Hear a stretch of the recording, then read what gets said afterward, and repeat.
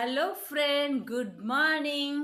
இன்னைக்கு இந்த மாவு நான் என்ன எடுத்து வச்சிருக்கேன்னா, புதுசா ஒரு ரவா தோசை பண்ணி பார்க்கலான்னு ஒரு ஐடியா.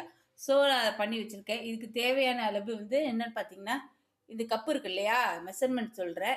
இந்த 1 கப் அளவுக்கு ரவா இருக்கும். ஓகே, ரோஸ்ட் பண்ணிட்டு கொஞ்சம் ஒரு 1/2 மணி நேரம், நான் 1/2 மணி நேரம் இல்ல, ஒரு 10 நிமிஷம் ஊற வச்சீங்கன்னா போதும்.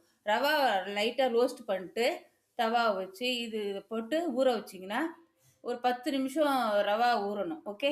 அதோட இதே கப் அளவுக்கு மைதா எடுத்துக்கிட்டேன். அப்புறம் அரிசி மாவு இருக்கு இல்லையா? நம்ம இடியாப்பம், புட்டெல்லாம் பண்ணுவோம்ல அந்த மாவு. கடையில வாங்கினது தான் எடுத்துக்கிட்டேன். அதில 1 கப்பு. ஓகே. மைதா 1 கப்பு, அரிசி மாவு 1 கப்பு, ரவா 1 கப்பு. 3த்தையும் இதில போட்டுருக்கேன். கொஞ்சோண்டு உப்பு போட்டு வச்சுக்கிட்டேன் தேவையான அளவு. ஓகே. இப்போ என்னென்ன சேர்க்கலான்றத பார்க்கலாம் வாங்க.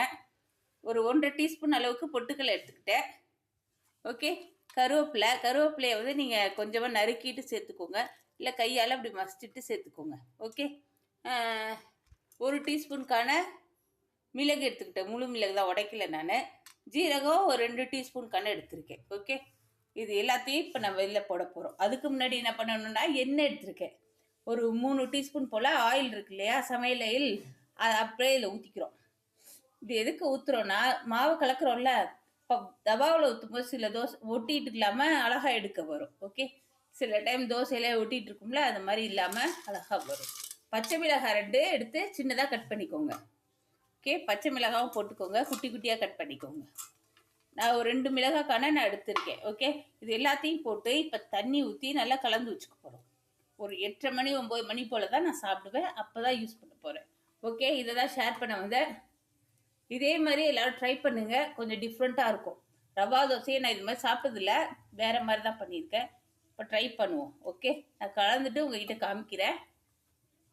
அவ்வளோதான் ஃப்ரெண்ட், கலந்துட்டேன். இது 8:30 மணிக்குன்றல உள்ளார வைக்க போகிறேன். இது கொஞ்சம் கெட்டி ஆகும்னு நான் நினைக்கிறேன். தண்ணியாக வச்சுக்கணும். இந்த மாதிரி தண்ணியாக இருக்கணும். நம்ம வழக்கமாக கரண்டியை எடுத்து ஊற்றுவோம் இல்லையா தவாவில், அந்த மாதிரி இல்லாமல் இந்த தடவை என்ன பண்ண போகிறேன், இது மாதிரி டம்ளரில் முண்டு அழகாக இப்படி ஊற்றணும். தண்ணியை ஊற்றுற மாதிரி ஊற்றி ரவுண்டாக தேய்ச்சி விட்டு ஆயில் ஊற்றி எடுத்தோன்னா சூப்பராக வரும். நானும் இன்றைக்கி தான் செய்ய போகிறேன், நான் ட்ரை பண்ணுறேன். ஓகே. எப்படி இருக்குது பாருங்கள் தண்ணியாக. இதே மாதிரி நீங்களும் டிஃப்ரெண்ட்டாக செஞ்சு பாருங்கள். இந்த பொட்டுக்கல்லை போட்டிருக்கோம்ல, அதெல்லாம் அழகாக கிறிஸ்பியாக இருக்கும். ஹோட்டல் தோசை மாதிரி இருக்கும். ஓகே. வழக்கமாக நான் இட்லி மாவு இருக்குல்ல, அதை தான் ஒரு கப்பு சேர்த்துப்பேன். இன்றைக்கி தான் டிஃப்ரெண்ட்டாக பண்ணுறேன். நீங்களும் இதே மாதிரி செஞ்சு ட்ரை பண்ணுங்கள்.